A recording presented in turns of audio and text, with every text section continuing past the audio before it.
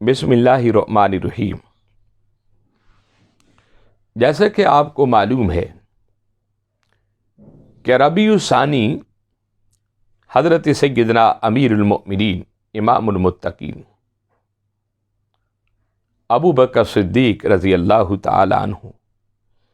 آپ کا 22 تاریخ کو یوم وصال ہے، اور حضرت ابو بکر صدیق رضی اللہ تعالی عنہ کوئی عام ہستی نہیں تھی، بلکہ ایک موقع پر آپ نے فرمایا تھا کہ یا رسول اللہ صلی اللہ علیہ وسلم، میں نے زندگی میں 3 دعائیں مانگی۔ آقا علیہ السلام نے فرمایا کہ ابو بکر صدیق کیا دعائیں مانگی ہیں؟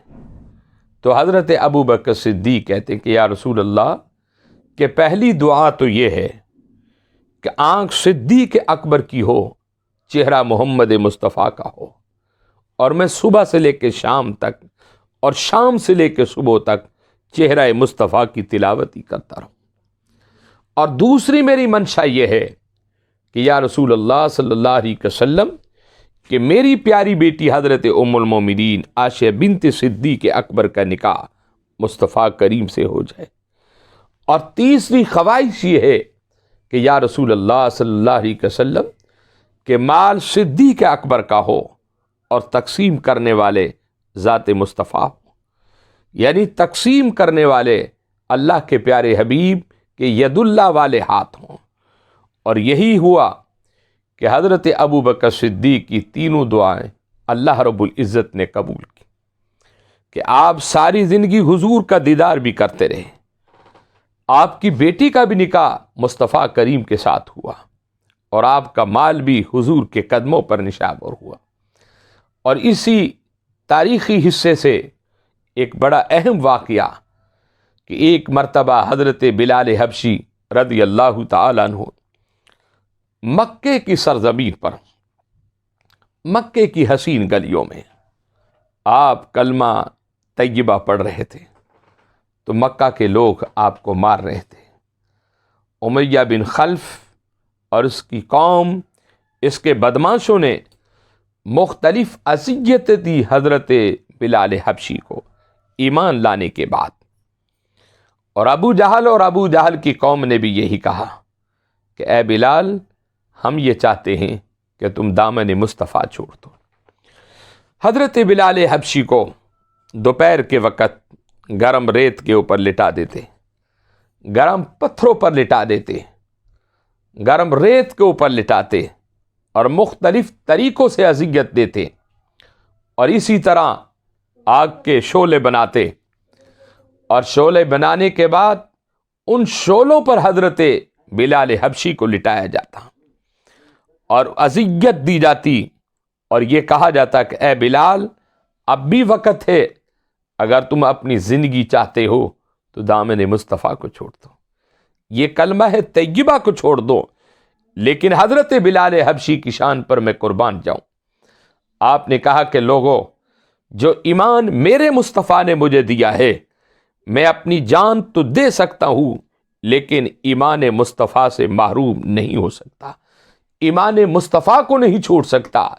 میں دنیا کی ہر چیز تو قربان کر سکتا ہوں لیکن دامن مصطفیٰ کو نہیں چھوڑ سکتا۔ حضرت بلال حبشی رضی اللہ تعالیٰ عنہ، امیہ بن خلف کے جو گنڈے تھے وہ آپ کو مختلف طریقوں سے اذیتیں دیتے، تو ایک دن حضرت ابو بکر صدیق کا گزر ہوا رضی اللہ تعالیٰ عنہ۔ آپ نے جب دیکھا کہ حضرت بلال حبشی کو اس قدر مارا جا رہا ہے تو آپ قریب آئے اور کہا کہ اے بلال، یہی جو تذکرہ تم کر رہے ہو، وہ اللہ تو دلوں کا بھید جانتا ہے، وہ تو دلوں کو جانتا ہے، آہستہ بھی اس کا ذکر کریں گے وہ سن لے گا۔ آپ ایسا کریں، اپنی جان کی حفاظت کریں، اپنے جسم کی حفاظت کریں، آپ آہستہ ذکر کر لیا کریں۔ تو حضرت بلال حبشی کیا کہتے ہیں کہ آقا، میں سب کچھ قربان کر دوں گا، مجھے اپنی جان کی پرواہ نہیں ہے، میں دین مصطفیٰ کی خاطر سب کچھ قربان کرنے کے لیے تیار ہوں۔ القصہ، حضرت ابو بکر صدیق بارگاہ مصطفیٰ کریم صلی اللہ علیہ وسلم میں تشریف لے گئے، اور کہا کہ یا رسول اللہ صلی اللہ علیہ وسلم کہ حضرت بلال حبشی کے اوپر بڑے ظلم کے پہاڑ گرائے جا رہے، اور میری خواہش ہے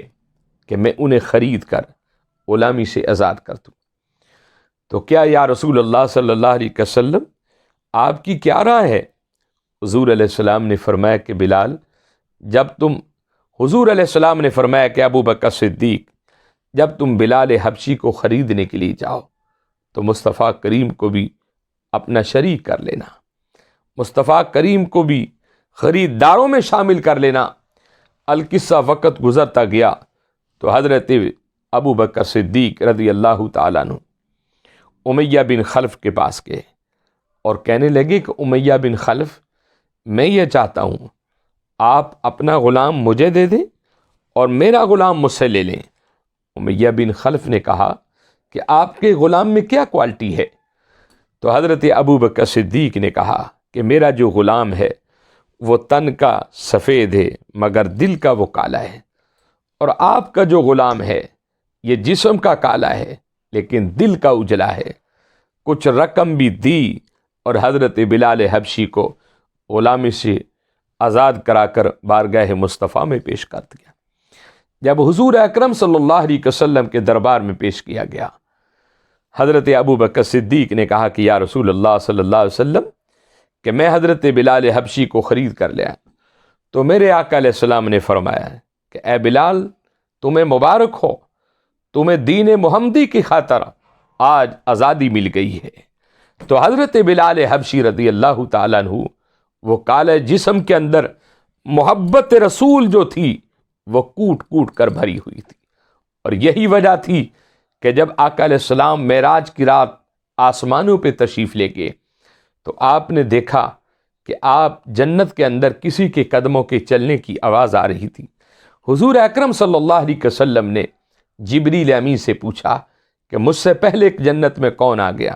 تو کہا کہ یا رسول اللہ، یہ حضرت بلال حبشی کے قدموں کی آواز ہے۔ یہ محبت رسول کا ایک تقاضا تھا۔ حالانکہ بلال تو مکے میں تھے، لیکن حضور اکرم صلی اللہ علیہ وسلم کے ساتھ پیار کرنے والے جو لوگ ہیں، آقا انہیں نواز دیتے ہیں اور خدا ان پر اپنی کرم نوازیاں فرما دیتے ہیں۔ وآخر دعوانا الحمد للہ رب العالمین۔